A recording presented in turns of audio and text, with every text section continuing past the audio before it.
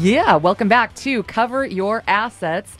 CoverYourAssets21.com. CoverYourAssets21.com. Go there, get to know us. A great way to do that is to download the Financial Crisis Bible, which we've got Derek Walgrave, we've got Craig Nestor here in the studio, and also we've got Jesse Keybort from Daniels and Wymore. He'll be sticking around for the rest of the hour, and Mr. Todd Rooker. So by way of introduction of the Cover Your Assets team, because, we do a lot of interesting work here.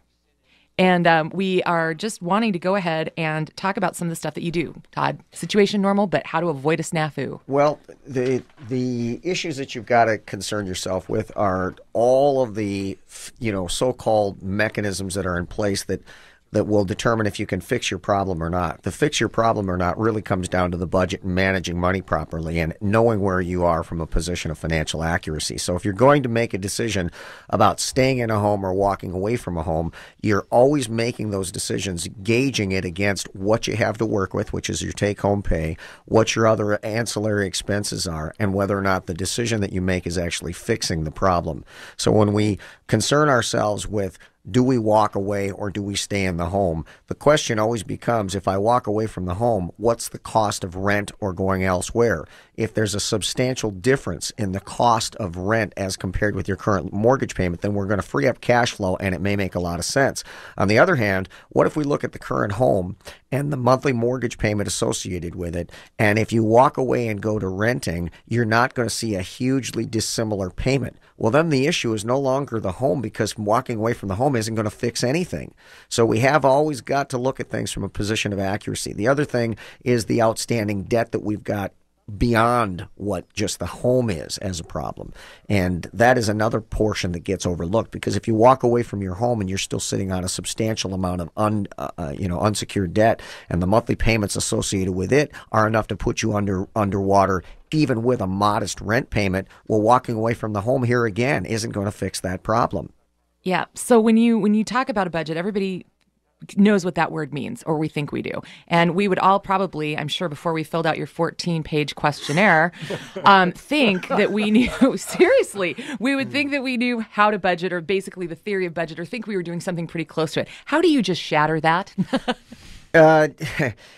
Well, when you talk to people, especially when you talk to people who are so-called sophisticated financially, they reject the notion that they need any help with a budget. This is maybe one of the most important hurdles to overcome, because everybody tends to believe that any idiot with a calculator can do a budget, and how tough can it be? And if I'm a financial person, or even if I'm not a financial person, if you're even remotely insinuating that I need help with a budget, I'm already offended by the very fact that you even bring it up at all. So it's not just gas, food, and mortgage? No, it's not just gas, food, and mortgage. And this is the thing. People will always say, I'll do anything to keep my house. I'll do anything, until you lay out what anything is. Because when it's non-specific, it's this silly notion I'm just going to tighten my belt and watch my money. And it's not really nailing down what we're talking about when we say anything. So when you go through a comprehensive budget and you actually locate all the things that they're spending their money on, hockey for son, dance and gymnastics for the daughter, swimming lessons, going hunting, going fishing, vehicle maintenance, and all these things that an entire year put in advance will blow your mind, because most people have never done a budget that way. The way that they do a budget is with the bills that are in front of them at the moment and the number of pay periods they have between now and the end of the month, and that's as far as it goes. When you put it all in front of them, and now no longer is it, I'm just going to watch my money, but now which one of your kids isn't going to get a birthday party anymore? Which one of your kids is not going to be in their activities anymore? And now the tears begin, and it gets really serious really fast. Then those very things that they said they'd do anything to keep the house, now they say in the next breath, I would never give those things up, because those are the very things that make life worthwhile. And I laugh and I say, well, then what the heck are we talking about here? So that's the difference. Well, the difference is, Todd, when I speak with people, they say, well, look, I've already cut off HBO. Being frugal is not money management. And yes. Todd, you need to speak to that a little bit. Yeah, thrift is not money management. That's part of the issue. People think of a budget as, I'm on a budget. Well, what does that mean? It means you just can't go buy a Learjet? What does that mean? I mean, being thrifty, nothing wrong with that, but controlled spending and money management is everything. When a person's in a monthly burn rate and they're spending more than they make, if they've not missed a payment when they come to see me, the thing that they've got to recognize is that statistically, when people are upside down and they're feeling fearful about their finances. If you've got $5,000 set in a savings account and your monthly burn rate is $1,000 per month, that means that your income is deficient by $1,000 per month. You could do simple math and say, well, obviously I've got 5 months before I run out of juice and I better get something taken care of within that 5 months. The challenge is that when people are in a financially distressing position, statistically, they don't spend less money. They spend more money on discretionary spending. It's an absolute statistical fact. And so the reality is, when they're in this situation, losing their home, the idea that they should be focused on a budget doesn't even occur to them. But the reality is, if there's ever been a time in their lives when they need to have a comprehensive, controlled money management system, it's right now while they're not making mortgage payments. But again, it doesn't even occur to them. Okay, and that's when we start bringing in the different experts around the table on the team with Cover Your Assets, like Craig, possibly Jason or Derek here, or Daniels and Wymore. Well, the distinction here is power budget. I think a lot of times people get the idea of budget as this long, painful thing where in the end of the day, I don't get anything anyway. It's too far out there. You know, and what Todd says is it is the discretionary income, and people are struggling, and so they just go through that drive-through window, or they get a little something for the 5-year-old that kind of makes the day a little bit more comfortable. A power budget allows you to see that we are going to have a significant change in our life coming very, very soon. It gives power to the actual budgeting where you can see a different quality of life that's not too far out there, and let's get that spending on track. It is a tough time to do it, given everyone saying, well, it would be easy to budget if I had some money to budget. But you do have money to budget. Right. You do. You know, and the simple way of looking at this budget is if you're not growing your savings at a certain rate, your budget's wrong.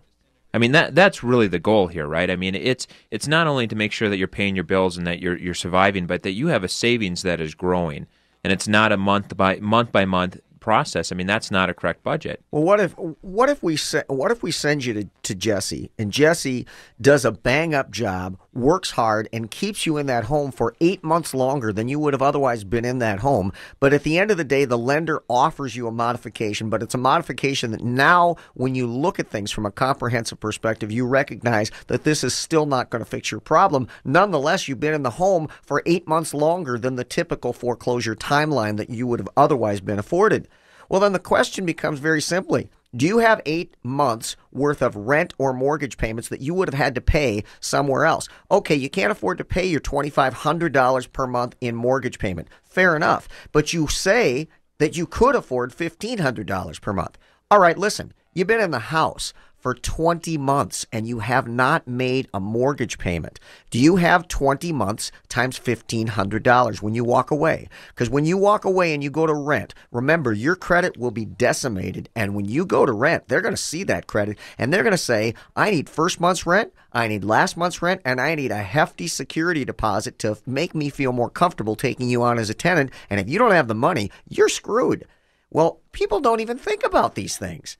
So they need to be managing money throughout this process to walk away with a fistful of cash, and that'll give them stability as a family when they move on. Aha. See, and that's just it, Craig. It's not just that we sit here and go, crisis, crisis, crisis. The point is all of this that we talk about really does point back to recovery. It does. So we're going to have to make some tough decisions. Are we going to fight for a loan mod?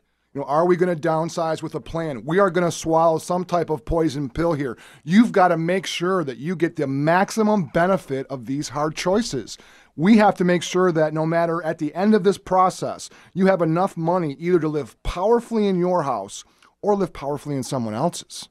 And so part of this process is getting you to that position where you can stop, lick your wounds, pay your bills on time, and then start to rebuild, because you're right. Only half of this is the crisis. The other half of this is we need to make some more money. Powerfully is to spend less than what you make. That means you're building stability and you're building emergency funds.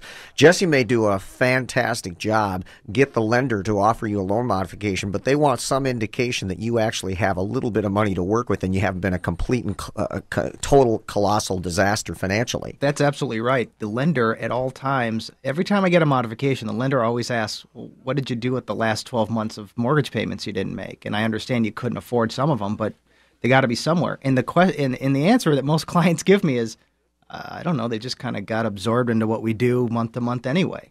I said, well, it's a substantial amount of your income that's going to this mortgage, or was.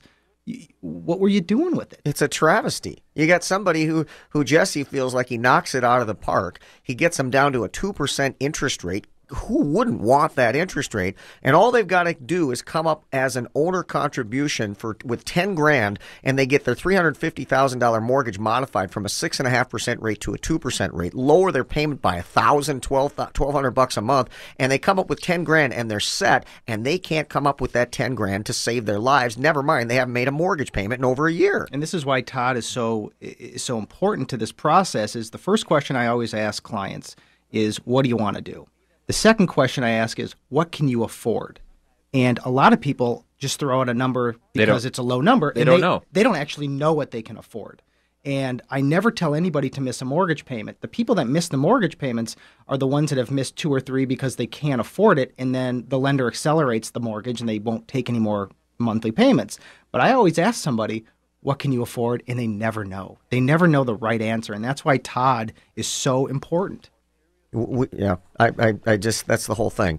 If you eliminate a house payment, you do a comprehensive budget, and then you take and step back and say, now, you say you'll do anything to keep the home. We've got take-home pay, and we've got the amount that is left after we cover all the expenses. We eliminate the expenses that they say they're willing to cut back on to keep the home, and surprise, surprise, it will leave a number that's left available to make a house payment with.